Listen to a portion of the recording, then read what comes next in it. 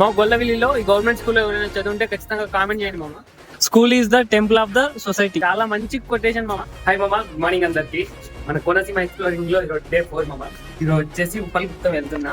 ఈరోజు రన్నింగ్ వచ్చేసి ఈవినింగ్ వెళ్తాను. Doctor BR Ambedkar Konaseema explore చేయడంలో అయితే చాలా ఆనందంగా ఉంది.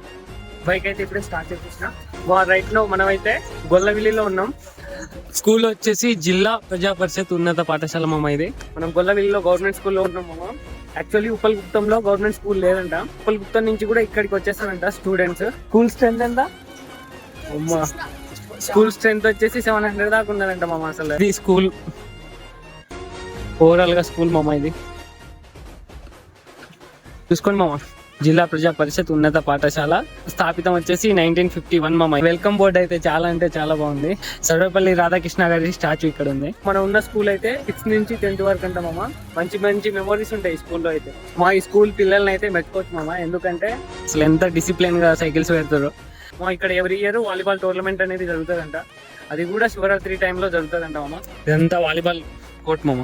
ఈ స్కూల్లో వాలీబాల్ టోర్నమెంట్ అనేది గర్ల్స్ అండ్ బాయ్స్ ఇద్దరికి ఉంటుంది. స్కూల్ వైబ్ అయితే చాలా బాగుంది. వాటర్ ట్యాంక్, పెంకులతో కట్టిన ఆఫీస్ రూమ్, ఎంట్రింగ్ లో చెట్టుతో డెకరేషన్ చాలా బాగుంది. స్కూల్ బిల్డింగ్స్ అయితే బాగున్నాయి. ఇంకోటి ఆఫీస్ రూమ్ అయితే ఇంకా చాలా బాగుంది మామ. పెంకులతో కట్టారు మామ.